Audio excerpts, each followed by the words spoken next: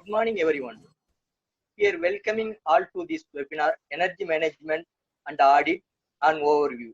On behalf of SCAD College of Engineering and Technology, Department of Mechanical Engineering, I hope that all of you are safe and healthy. Today is indeed a very special day for all of us. In this COVID pandemic situation, we all are locked inside. But webinars and virtual sessions prove that learning and gaining knowledge is still going on. I am so delighted that more than 500 participants have registered for the webinar, and I once again welcome everyone in this wonderful day. Let me start with a brief introductory note of our college. SCAD College of Engineering and Technology, Sharan Mahadavi, was started before 20 years as a pioneer institution in providing quality engineering education. The college offers 5 UG courses and 4 PG courses, including professional course MBA. We have consistently produced 80% of result every year in the Anna University examination. Our real trust is on multi-perspective development apart from regular curriculum. To break the gap between the industrial requirement and the academia, we are providing skill training to all the students right from first year. As a REAP, we reached a milestone of 90% good placement. With this short note about our institution, to officially start this webinar, may I take the privilege of welcoming our eminent resource person, Mr. Franklin Merlin, Associate Business Analyst at ICRA Analytics Limited, University of Petroleum and Energy Studies, Noida, Uttar Pradesh. He is an Anna University rank holder in BE Mechanical Engineering. He had his post-graduation in Energy Engineering and completed his MBA from University of Petroleum and Energy Studies, Dehradun. He is a gold medalist in both ME and MBA. He is a very dynamic person, having delivered presentation in national level webinars and seminars, published paper in international and national journals, especially in topics related to alternative fuels and renewable energy. He is also university representative in World Energy and Water Summit from 2018. He is working on many power sector projects like performance evaluation of natural power distribution companies, investment project, and credit worthiness assessment. It is no doubt today we all are privileged to have such a eminent person amid us as a session speaker. Now, I like to invite Mr. Franklin Merlin to deliver the webinar talk. Welcome, sir.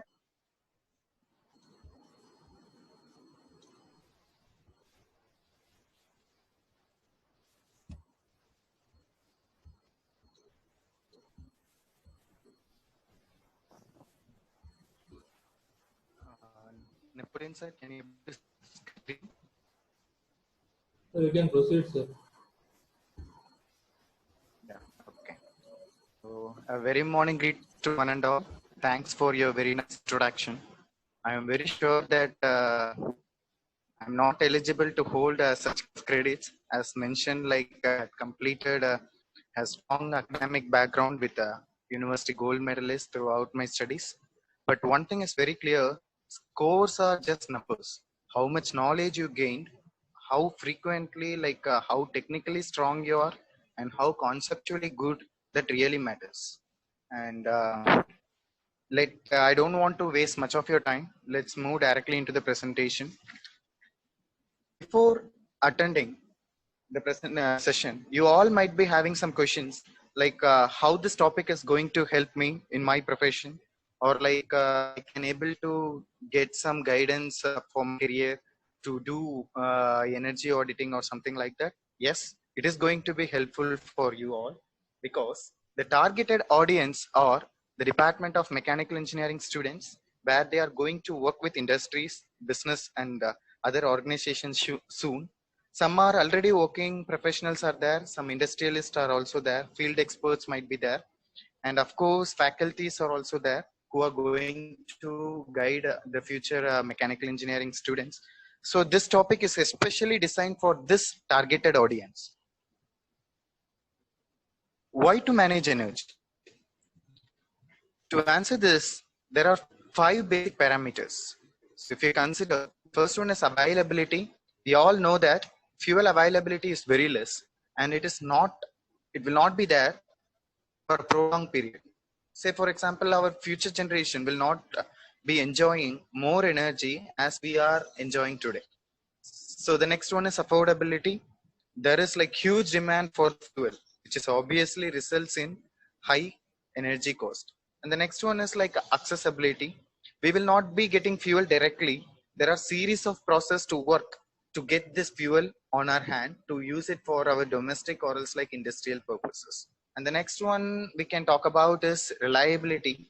So we all know that without any external alternative sources, our energy is not completely reliable. Say, for example, if you are depending upon electrical energy from a discom or somewhere, so it is not possible to completely rely on them. We will be having an alternative sources of energy, what we call as like DG sets, generative sets will be there. So in case if you are thinking about renewable energy also, renewable energy will not be completely available for an entire day. So we have to still depend upon storage. Okay. The next one is like sustainability. We are consuming more energy, which obviously affecting our environment. We all know that we are emitting pollutants and also like emissions, carbon dioxide and greenhouse gases to our environment, which will be seriously affected and which has its serious impacts on human life. Unless if it is renewables, we cannot say that other energies will be clean energies. Renewable energy is the only clean energy which will not be polluting our environment. So considering all this fact, there are some drawbacks associates with energy, but the need of energy is a very big, is actually very high, owing to its usage in all the business, whatever the business it might be. But there is a need for energy in all business. It is the primary source, primary resource for all energy, for all business. So it's rightly said that energy rules the world. Even energy rules the universe, you can say that. The next one is like when we talk about all energy management, it involves various activities. So what are these activities termed together? We call this like energy management. In that aspect, the first one is like operating at optimum level. So which means that there are, for each and every equipment, there are some rated capacity or specification which has been mentioned. So when you try to operate these equipments on that particular rated capacity or else like rated power, then the efficiency and the performance of the machine will be very high. So that is one of the activity in energy management. And the next one is like clearing and maintenance of equipments. So when we talk about this thing, so there are some particular process where you need working of equipments for a prolonged time, continuous period of time. So there is a need for periodic replacement and maintenance of this equipments. So overhauling is nothing but replacement of wear and teared equipments or like devices or some parts of the devices also. So retrofitting is like modifying slightly on the part of the devices, and replacing with more efficient equipments is the another thing. So we all aware that replacing of LED bulb with incandescent lamp, which will be like quite famous nowadays, and we will be using it in domestic purposes also.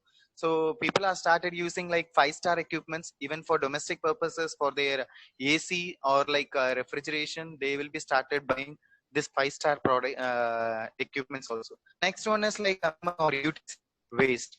So in that aspect, we will be knowing about combined cycle power plants. You know about generation, where we will be generating power as well as heat simultaneously. So waste heat recovery boilers are there, where a huge amount of heat will be liberated as flue gases through chimneys, and that we can be utilized for heating for some other purposes. So that is what we call as waste heat recovery boilers.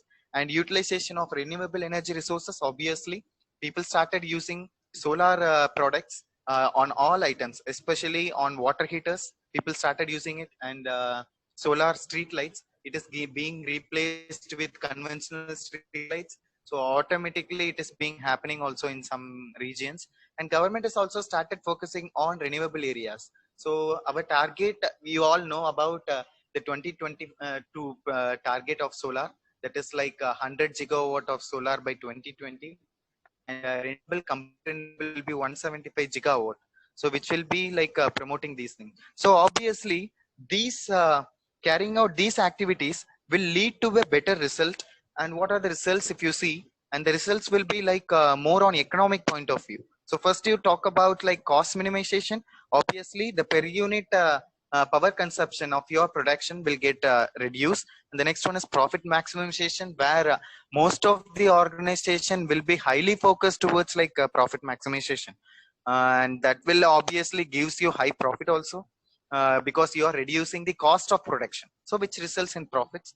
And the next one is like reducing emissions. So this is like very important thing. As I said before, we have to take care of our environment, because we are getting everything from the environment, and spoiling the environment, it doesn't sounds good. So that we have to think of energy management, which obviously have an eco-friendly environment, and we can think of using different sources of energies also. So when you are working in an industry, obviously the major need of an industry is for uninterrupted power. So that if you manage your energy properly, and you can do it in an effective way also. So the next one is energy efficiency. So obviously energy efficiency results with getting more output from the maintained input, so that you can improve your efficiency also. The next one is like energy management. There are three major components, or like three major what you can say, like, concepts behind this energy management. And the one is like energy audit, which we have to see in detail in future slides.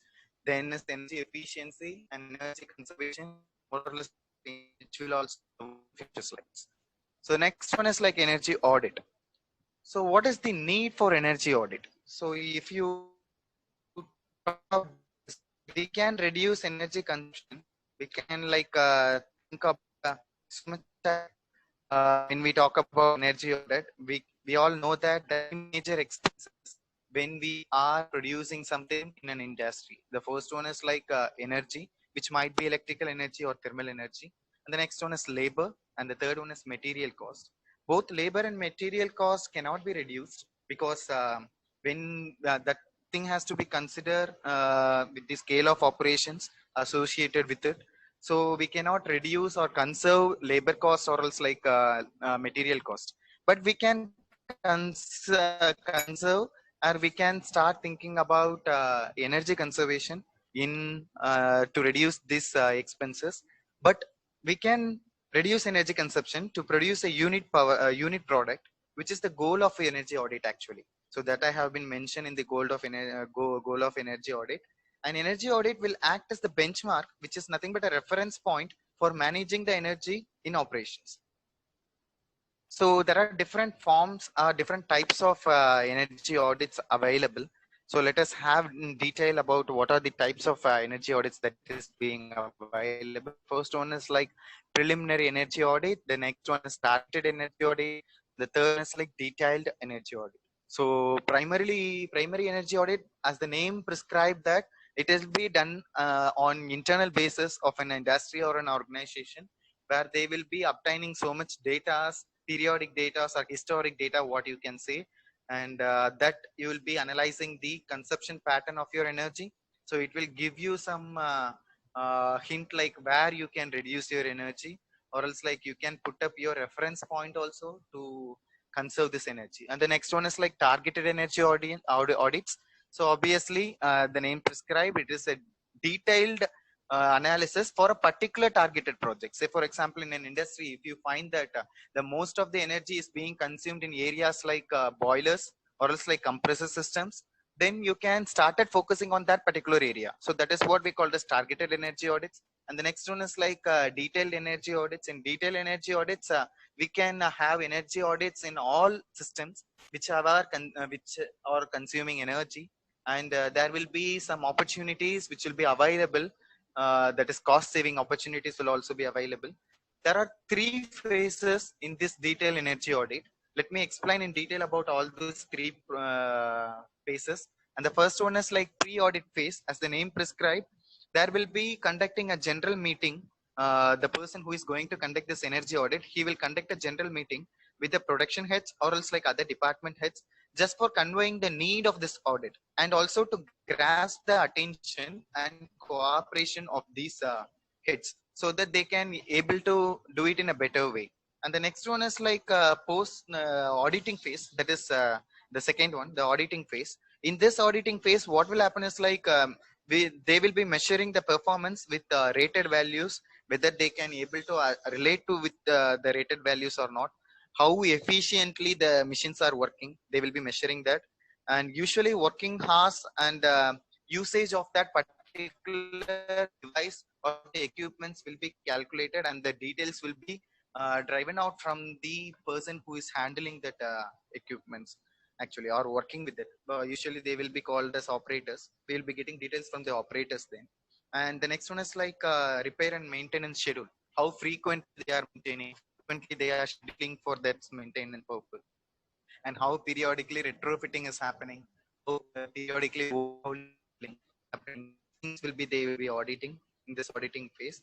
And after performing all those auditing process, what they will do is will draft a report to the management, and they will have a presentation with the organization heads. They will be prescribing these are the collected data and these are the areas where you can improve, or like this particular area you has to focus more to conserve energy, and all those things will be happening in the presentation. And then you think of third phase of detailed energy audit, that is like post auditing phase. Usually in post auditing phase, what the thing will happen is like it is full and full management action towards the prescribed plan. They will be assisting and implementing the prescribed energy conservation measures that is to be happen, and monitoring the periodic review also. So what is move on to the next topic, that is like energy conservation. So it is more or less the behavioral approach of an individual or a management or in an organization or an industry to take action that is to reduce the consumption of your energy. So that will result in energy saving opportunities also. So this will be achieved by any of these following activities. One is like using energy more effectively or efficiently, you can say. And then it's like reducing the consumption by reducing unnecessary usages, like turning off your unwanted equipments which are not in use. These things will be reducing your cost. And the next one is like loss minimization, or else like what we call as waste reduction. So that will also obviously reduces your energy consumption. And then the final one is like improving the efficiency through technology upgrades. So there are like technological upgraded products will be available, which will be replaced with the conventional products, so that the efficiency of the product or else the performance of the product will get increased. So this more or less what we call as like energy efficiency only. So it is prescribed there itself. It is a part of energy conservation. So it's full such of like a kind of behavior that the thought process has to come to the management people or else to the operator who is working with the machine, that they have to replace the conventional thing with the energy efficient, which is technologically upgraded thing. So that in the example also it's mentioned like we are replacing incandescent lamp with LED or CFL bulbs. So which is like obviously in more terms, in more technical, if you think like there are possibility you can replace the conventional motor pumps with energy efficient motors also. That is also available nowadays. And you might have some confusion what will be the major difference between energy conservation and energy efficiency.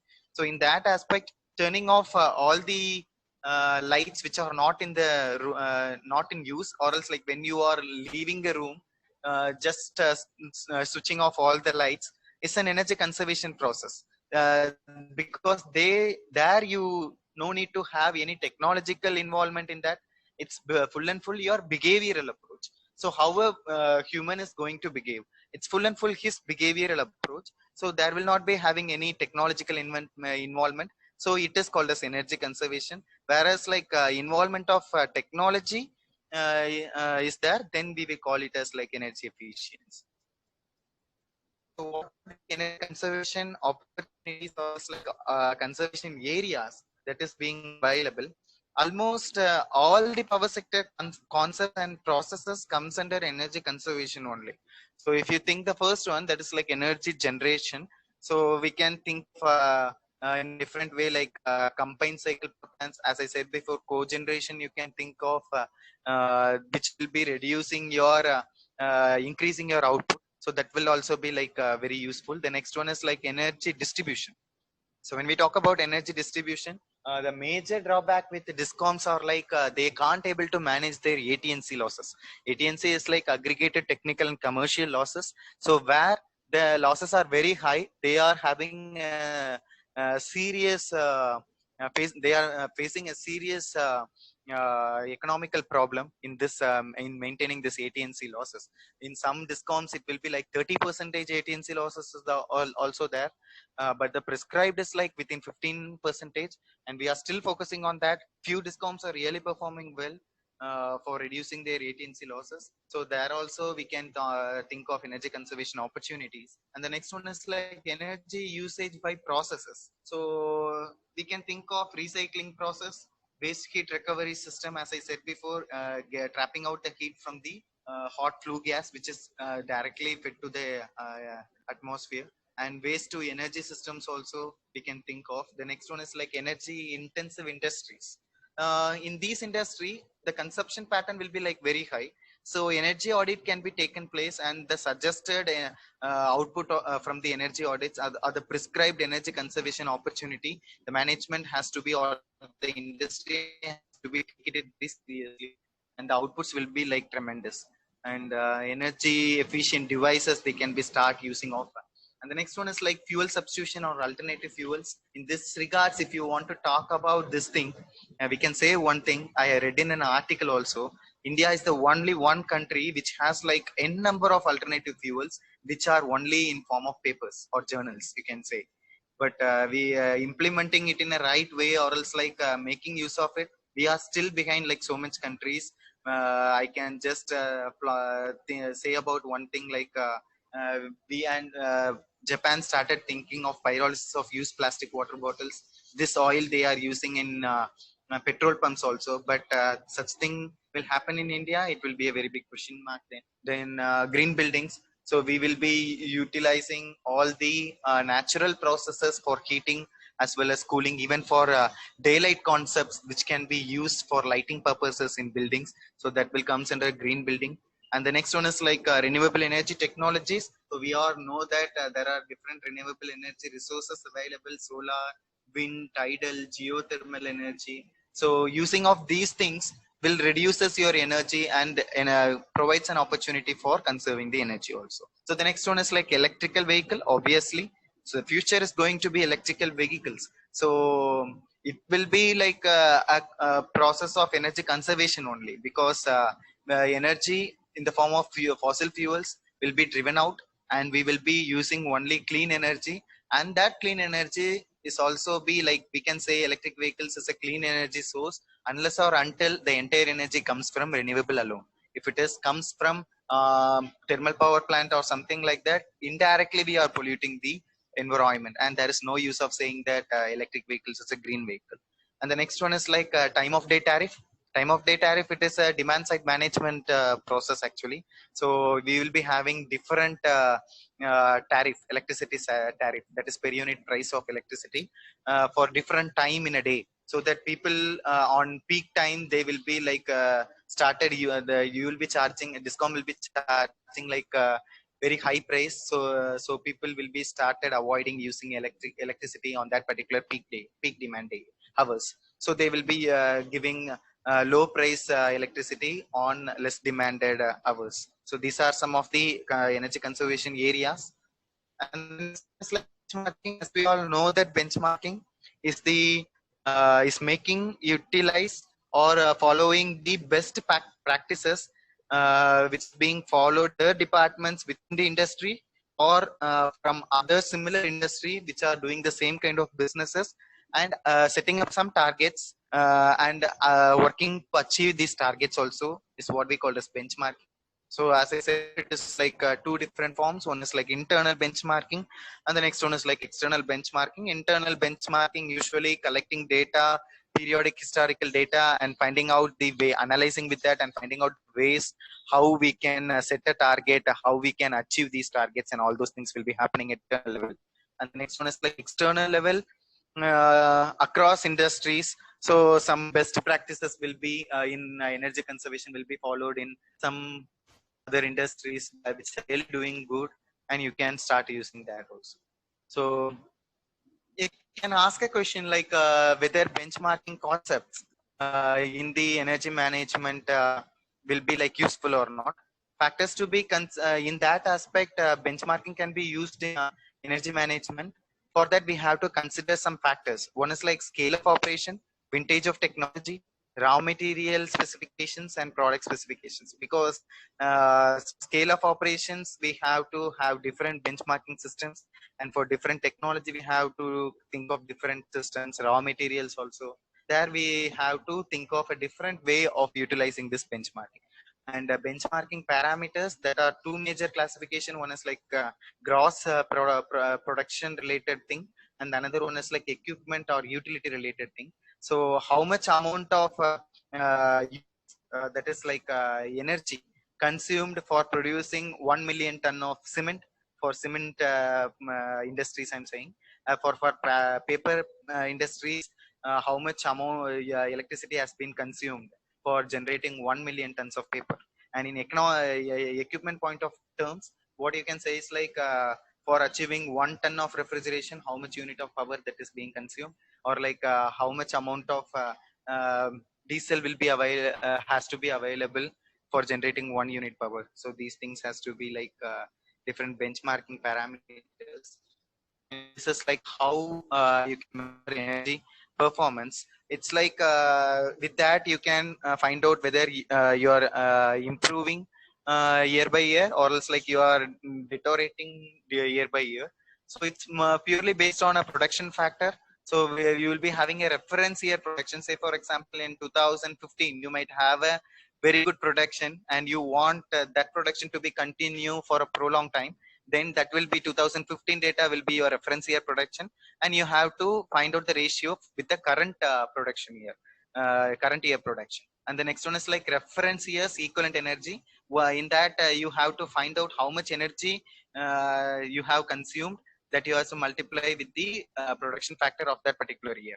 So with that you can calculate the plant energy performance, which is nothing but the ratio of difference between your reference year equivalent to your current year equivalent, that to the ratio of your reference year equivalent. So this is how you can measure the performance of your plant. It might be industry, or else like any organization which really want to conserve energy. And the next one is like fuel substitution and energy substitution. Obviously these two concept will also be having energy conservation opportunity. It's also comes under energy conservation opportunity only. So we will be started replacing conventional fuels with alternative fuels that will be available. We can started replacing like coconut shells, started replacing coal, conventional coal, with coconut shells or rice husk, or most commonly you can talk it as like biomass briquetting. Like pellets will be available in biomass products. So the next one is like energy substitutions. So we can have substitutional energy. Say for example, for instead of electrical heater you can use steam heaters. Instead of like producing steam by conventional boilers, you can go it like solar hot water boiling system. And the next one is like using solar PV system power for your official and domestic purposes. Daylight concept for luminance will also be comes under energy conservation opportunity. And here let us have it more practical way. I have some problems, numericals, that you can solve to easily find out the concept, whether you have understood it in a proper way or not. So the first problem is like estimating the yearly potential saving, that is in rupees. You have to calculate the payback period also when replacing a 60-watt incandescent lamp with 14-watt LED lamp. Okay, so some values, appropriate values have been taken here. And the specification of the bulb as mentioned in the question, it's 60 watt for incandescent, and LED it's 14 watt. And cost of the LED lamp, it's like 240 rupee and the cost of incandescent lamp, it's available very cheap, it's rupees 15. And number of working hours per day, let us assume it like 10 hours. And the tariff, that is like electricity price per unit is like rupees 5. And we all know that the total number of working hours annually is nothing but working hours in a day, and that has to be multiplied with number of days in a year. So 10 is the number of working day hours per day. So that has to be multiplied with 365. You will be getting 3,650 hours. So the total number of units that is being annually consumed can be calculated with formula multiplying with what is the wattage and number of working hours. So for incandescent lamp, the wattage is 60, and this one is like 3,650, which is like the annual working hours. So the wattage will be like 219 kilowatt hours. So yeah, if it is LED bulb, 14 watt LED bulb working for 3,650 hours, so it will be like 51 units, 51 kilowatt hours, the 51 units. Then annual electricity charges, if you calculated the total number, then the total number of units has to be multiplied with the electricity tariff, that is rupees per unit power. So for incandescent, you are multiplying with 219 units for price of rupees 5 per unit. So it's obviously comes under like rupees 1,095. For LED bulb, for 51 units, 5 rupee electricity charge, it is rupees 255.5 rupees. So you can see the difference of your electricity that is you are paying for the discoms. So obviously payback period nothing but what the investment cost and what is the saving opportunity that is available. So investment cost of LED, we are replacing with LED bulb. So investment cost of LED bulb is 240 rupees. That divided with the energy saving, that is difference in your electricity saving charge. So obviously it is like 0.29 years, which is probably 3 months. So moving much more complicated thing, the next one is like energy saving potential in replacing an electric geyser with a solar geyser, a solar water heater. So in that point, if you think like I'm having this kind of assumption, the capacity, let it be 100 liters of hot waters per day, and the specific heat that we all know that of water, it is 4.2 kilojoule per kg Kelvin.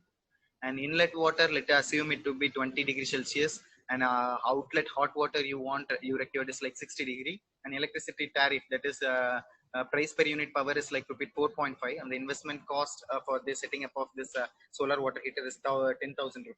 And we all know that 1 liter of water is equal to 1 kg, and these are like units that has to be considered for conversions. And formula use, it's a basic energy balance equation. Q is equal to mcp del T. So in substituting everything in this formula, you will be hitting mass flow rate will be like 100 liters. So 100 into 4.2, that is specific heat, and difference in the temperature. The heat required is like 16,800 kilojoule per day. So per day, if you convert into kilowatt hour, it is like 4.66 kilowatt hours per day. So in annual per day, it is like 4.66. For annually, it is like a multiply with 365. You will be getting 1,700 kilowatt hours per unit. So multiplying with the per unit electricity tariff, annually you will be paying only for geyser. You are paying 7,665 rupees to the discount. So if it is being replaced entirely with solar, so we need to give any electricity supply to solar water heaters. So you will be reducing these costs. Investment cost of this is like 10,000. So that divided with the electricity charge is 7,600. So obviously in 1.3 years, which is like 15 to 16 months, you will be getting back your investment amount. So this is just a memes that I have been created just for have a look. It is a self-explanatory memes.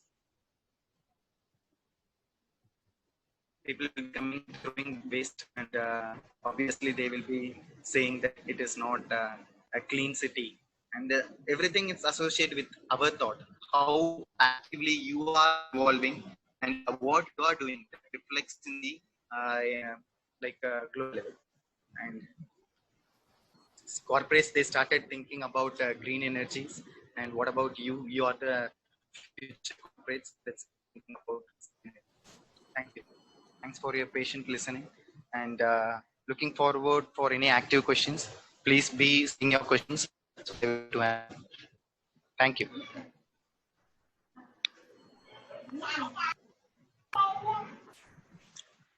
Thank you, sir.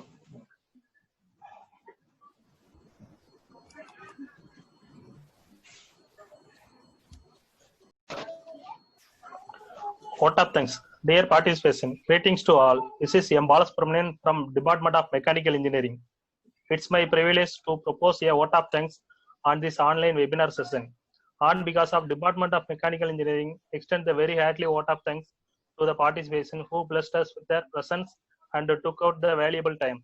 I must mention our deep sense of appreciation, Mr. Franklin Merlin, Associate Business Analyst at ICRA Analyst Limited, University of Petroleum and Energy Studies, for this valuable presentation on energy audit and management and overview.